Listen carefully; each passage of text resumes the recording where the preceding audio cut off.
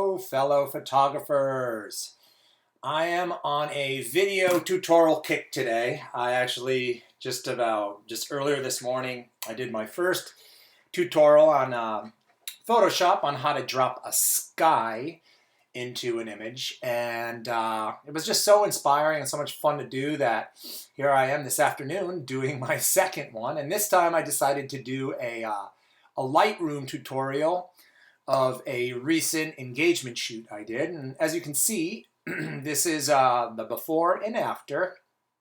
And yeah, let's dive into it. This is gonna be fun. So anyway, let's open up Lightroom here. Here we go. And as you can see, this is the shoot. I got some really cool stuff. We got beautiful clouds that day, and then the sun came through the slot at the horizon and lit up the sky really nicely. So the image we'll be working on today is this image.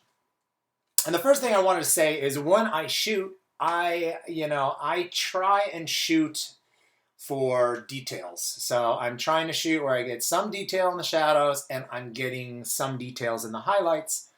And for out of camera, it doesn't look as well because I could have easily just shot this underexposed and got a lot more detail in the sky, more color, but I would have lost all that detail on my client. So I'm doing a balance. So shooting out of camera, I'm going for best of both worlds, so it doesn't necessarily look that good, but with some savvy retouching, we can make this image look amazing. So let's start off. First things first, we are going to go into the develop mode. Okay, so the first thing I do for any image that I shoot at the ocean, obviously, is I have to straighten that horizon, make that horizon. And that is easily done with Lightroom's crop here. And if you go down to this angle, you can just click this level tool and just drag it along that horizon, and it should straighten the horizon right out. So yes, it did straighten it out. And we can see we have a little leeway. We can either go this way. I usually like keeping my subject off center, so I'll go this way as far as I can to keep it off center. Then you click this, here we go. So for starters, what I generally do is I just kind of, start with the temperature, tint, exposure. I just go down the line the way Lightroom has it set up. So for temperature, I'm going to try to warm. I really want this picture to be warm and enticing. So as shot, my camera put it at 6,500. I'm going to bump this up to 9,000. So right away, you see that gets a little bit warmer. And then for tint, I'll bring the tint up to about 12. And bring that up is going to put a little more red into the image. And as you just saw, it turned the image a little more pink. So for exposure, I'm going to bump up the exposure now. It may not look that good now, but I know later on I'm going to mess with the whites and the highlights. So let's just bring the exposure up to about 55. So that lights up my subject pretty well. We can see them now. And I'm going for drama in this image, so I'm going to do more contrast than I normally do. So I'll probably go up to about, let's go up to 49 for contrast. And then on the highlights, because I did bump up the exposure to get details, I'm losing the sky a little bit. So I'm going to bring these highlights down and try to get some of that back. So I'll bring these highlights bring the highlights down to about 42. Shadows, I'll leave shadows for now. And then whites, you know what? I want to see all that detail, so I'm going to bring those whites all the way down to -100. You saw what that just did. And then for me, because this is going to be a dramatic picture, and if you look at our histogram here, I still haven't reached that black. So I'll take my blacks, and I'm going to move this dial down until I start seeing my histogram hit the very end here on the left. And so that gives us about -30. So then down to clarity. I'm not going to touch clarity. Vibrance, obviously, I want this to be a very poppy image. So we're going to take the vibrance up to, let's say let's go about 10. And then we're gonna pop that saturation up. Let's go. Let's get crazy. Go up to about plus 26. Now you're starting to see those highlights come from that orange sun. So then some other settings that I do really quick off the bat is I go to sharpening. I like to sharpen my images up. So I'll usually sharpen to about 50. And then noise reduction. I usually, just by default, I do about a 25 on my noise reduction. And then I'll come down further. I always, on the lens correction, I'll always remove the chromatic aberration because you don't want any of that color on the hard edges of any of this image. And then one of the most impactful adjustments you can do is the vignette. Now there's two options for a vignette in Lightroom. You can do that either in lens correction. Down here you have a vignette. The only reason I don't like using this vignette as much is you have, first of all, less control, but also the vignette is applied to the entire image, not the cropped image. So if you put a vignette on the overall image and you crop into the very center, you will no longer see that vignette. But if you go into post-crop vignette, then when you crop it, the vignette will go to your crop. So here we are in post vignette, and I want this super dramatic. So we're going to take this all the way down to about, let's go to like, minus 44. That looks good. And then this midpoint. This midpoint, I think, is overlooked by a lot of photographers. This midpoint will, as you'll see, as I go further to the left, it draws it in or out. So since our subject is really pretty much in the center of this image, I'll take it down to about right there. Minus, I'll go to about, let's go to 19. And you have a roundness, feathers, highlights. Sometimes I'll go with highlights if I want to get back some of those highlight details that the vignette had darkened. So let's bump that up to about 74. And now we are ready for the local adjustments. And before I get into local adjustments, I do want to show you so far what we've done. So I'll give you a little before and after. So this was starting, and here we are now. So we've got some great progress going on this image. Local adjustments are huge in Lightroom, and really this is where I think we can take this image to the next level. So the first thing I want to do is, similar to the vignette, the vignette basically darkens the edges of the image, and what it does is it draws the viewer's eyes to the center of the image. Ansel Adams was actually famous for that technique. He applied a vignette almost to every one of his images. So next time you ever see any of his stuff, take a look. It really does help with composition and adding drama to an image. Another thing that I find that can help draw your eye to the subject are the graduated filter right here. And what we'll do here is we can darken this sky. So what we'll do is I've clicked the graduate filter. Then we're going to go down. We'll bring the exposure down to like about, let's say minus 5.8. We'll add, again, we want the drama, so we'll add contrast.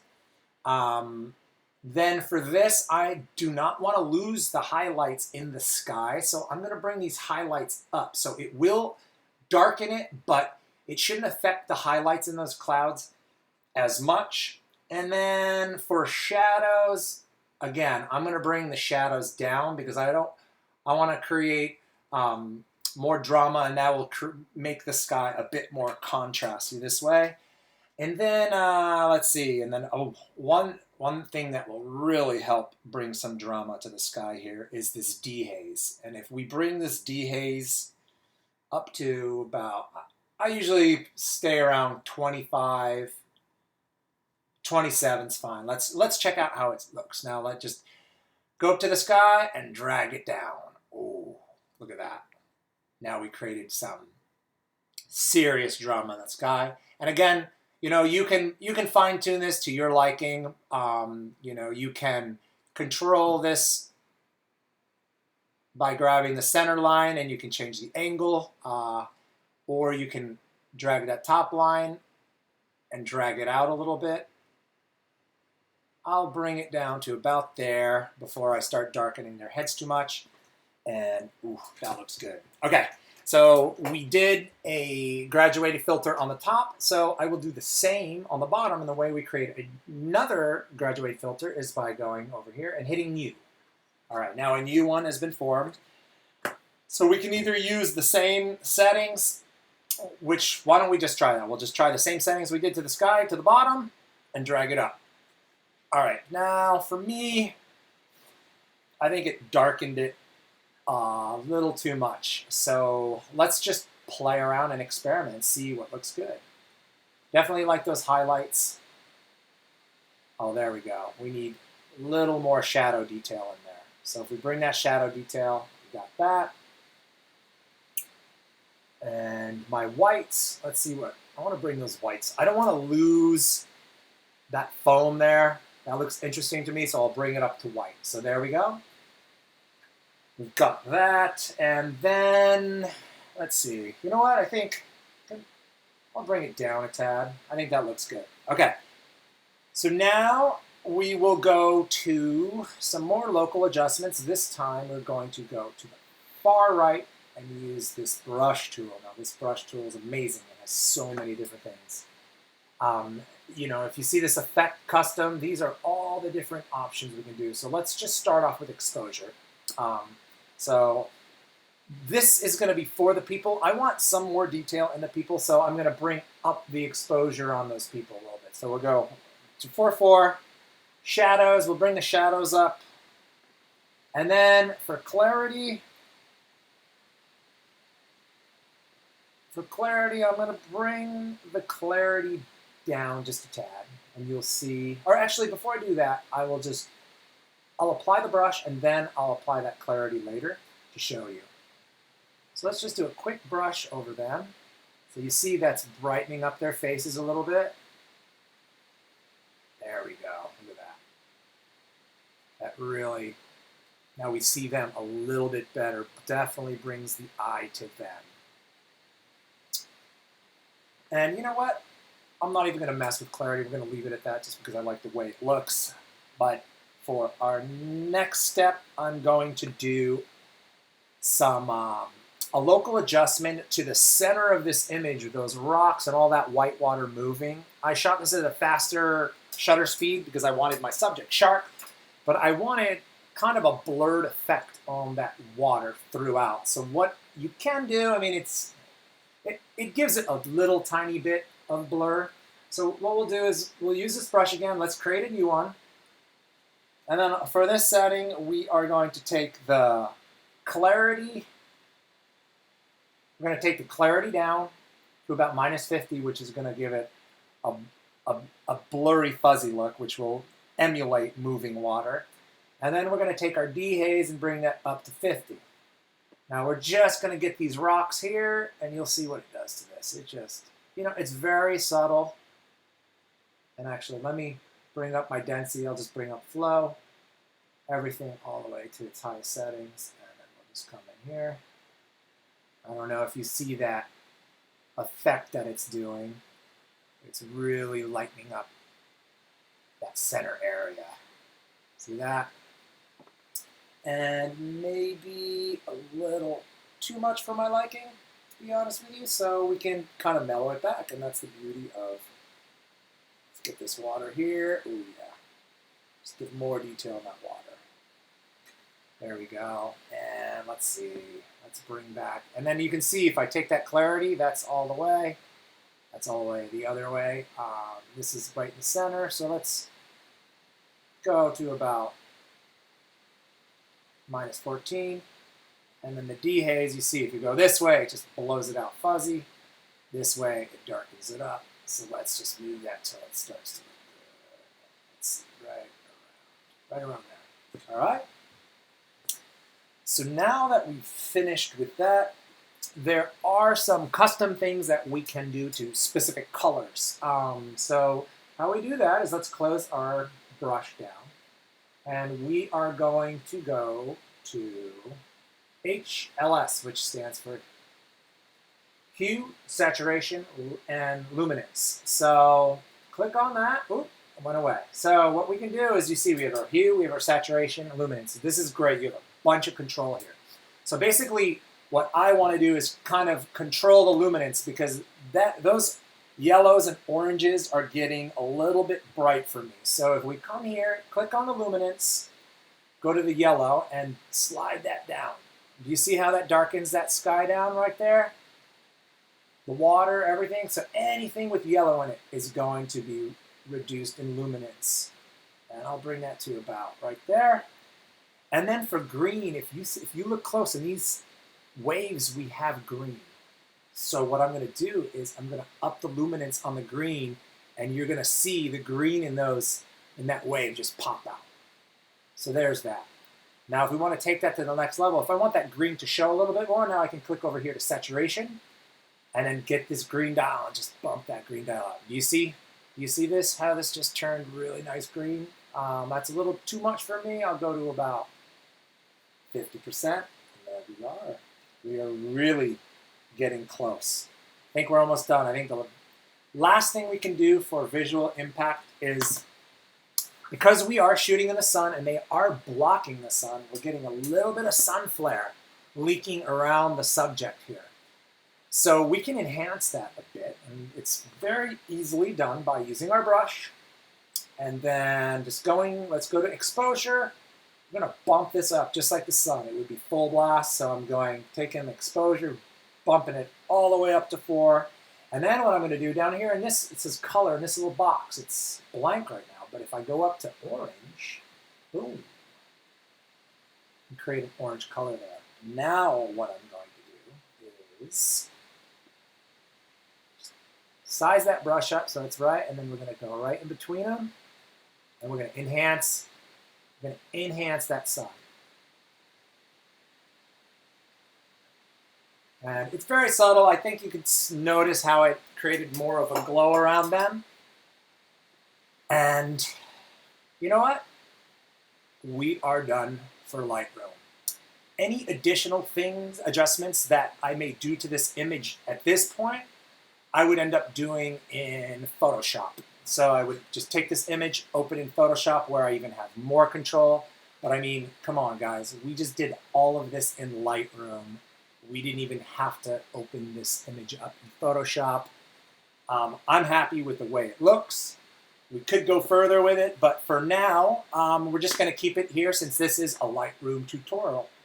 And I will show you the before and after, which I think is always important to see. Can you believe that? We came from this image to this image on the right. Talk about visual impact. This is a stunning image, all from this. So, guys, thank you so much for sitting here and listening to me ramble on. I hope you guys got something out of this. And, again, this is just the way I do things.